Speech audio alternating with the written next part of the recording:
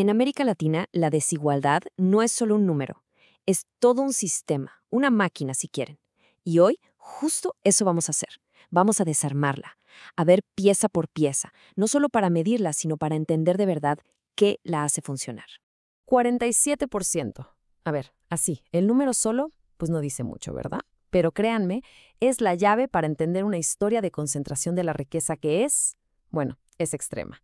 ¿De qué creen que estamos hablando?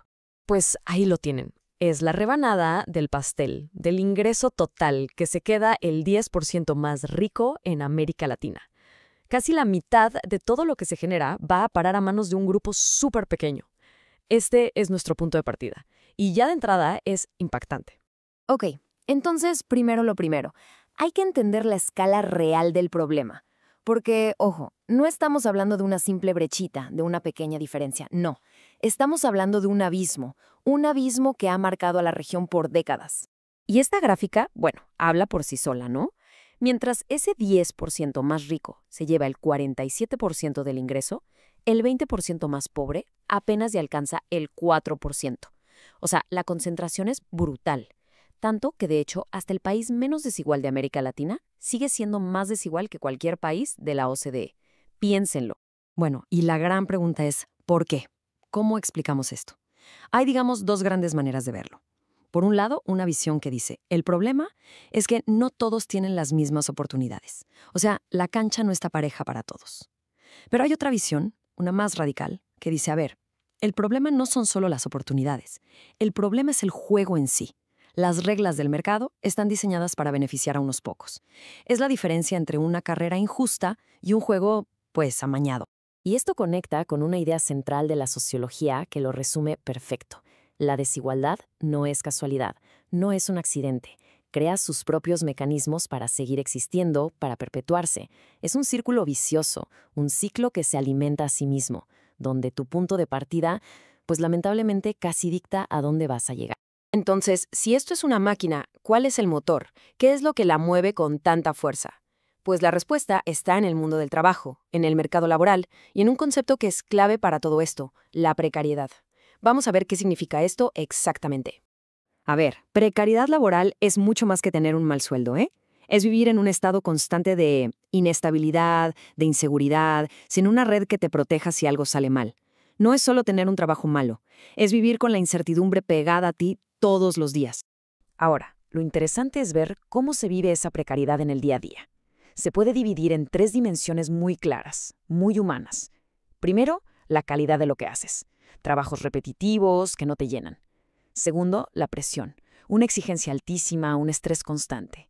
Y tercero, y quizá lo más importante, la inseguridad. Ese miedo permanente a perder el trabajo mañana. Y aquí vemos dónde pega más duro. Un increíble 74% de la gente más pobre trabaja en el sector informal. O sea, el epicentro de la precariedad está ahí, donde los ingresos son más bajos y la protección social, pues, es prácticamente inexistente. Pero, y aquí viene lo importante, no hay que cometer el error de pensar que esto es solo un problema del sector informal. Para nada. La precariedad ha sido tan astuta que se ha colado también en el empleo formal. ¿Cómo? A través de contratos raros, temporales o la famosa subcontratación. Así que hoy, tener un trabajo formal ya no es, para nada, garantía de estabilidad. Y la prueba está aquí. La diferencia en protección es un abismo. Mientras que el 68% de los trabajadores formales tiene acceso a protección social, en el sector informal la cifra se desploma solo el 18%. Esta brecha es el reflejo perfecto de la vulnerabilidad que crea todo este sistema laboral. Ok, entonces esta inestabilidad en el trabajo, esta precariedad económica, obviamente no se queda ahí. Se desborda y se convierte en vulnerabilidad social para muchísima gente. Y esto nos lleva a dos conceptos que son cruciales para entender las consecuencias: la pobreza crónica y la idea de que vivimos en una sociedad del riesgo. Cuando hablamos de pobreza crónica, no hablamos solo de no tener dinero por un tiempo, es algo mucho más profundo. Es un estado permanente de carencias y sobre todo una altísima vulnerabilidad de caer en la pobreza o de no poder salir de ella. Es una trampa que, tristemente, muchas veces se pasa de generación en generación. Y este contexto da pie a lo que algunos sociólogos llaman la sociedad del riesgo. ¿Qué quiere decir esto? Pues que la inseguridad, la incertidumbre, ya no es un problema solo de los grupos más marginados. se ha vuelto una característica de nuestra vida moderna, que afecta incluso a gente que antes, en otras épocas, se sentía completamente segura. Y este sentimiento de riesgo constante se amplifica por algo que se conoce como la desocialización de las protecciones. Suena complicado, pero la idea es simple. El riesgo se ha movido del Estado, de lo colectivo, hacia el individuo. El ejemplo clásico es el de las pensiones. Antes eran sistemas públicos, solidarios, ahora muchas veces son cuentas de ahorro privadas. O sea, la responsabilidad de tu futuro es solo tuya. Entender toda esta complejidad nos obliga a preguntarnos algo fundamental. ¿Estamos siquiera midiendo bien el problema? Porque si no tenemos una foto clara de la realidad, ¿cómo vamos a diseñar soluciones que de verdad funcionen? A ver, las herramientas que hemos usado siempre se enfocan mucho en el ingreso. El famoso índice de Gini, la comparación entre los más ricos y los más pobres, son indicadores útiles, claro que sí, pero solo nos cuentan un pedacito de la historia. Porque, seamos honestos, la pobreza no es solo no tener dinero en la cartera. Es una red súper compleja de carencias, en salud, en educación, en la calidad de la vivienda. Medir la pobreza solo con el ingreso es como querer entender una película viendo solo una escena. Por eso mismo necesitamos herramientas más potentes, de nueva generación, como el índice de pobreza multidimensional. Este índice es una maravilla, porque captura, al mismo tiempo, las distintas carencias que sufre una persona en diferentes áreas.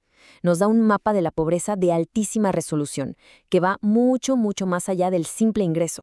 Y ya para terminar de afinar la vista, el último paso, que es absolutamente clave, es la desagregación. De nada sirven los promedios nacionales si esconden las realidades de grupos específicos. Es vital, es indispensable desglosar los datos, por zona urbana o rural, por sexo, por grupo étnico. Solo así podemos ver dónde duele más la desigualdad y diseñar políticas que de verdad le den al clavo. Bueno, entonces, hemos visto cómo la desigualdad en América Latina es todo un sistema, una máquina que se alimenta de la precariedad en el trabajo y que nos ha metido de lleno en una sociedad del riesgo. La buena noticia es que hoy tenemos las herramientas para ver este problema con una claridad que antes era impensable. Así que la pregunta ya no es cómo entenderlo, sino una mucho más importante. Ahora que lo vemos tan claro, ¿qué vamos a hacer con todo este conocimiento?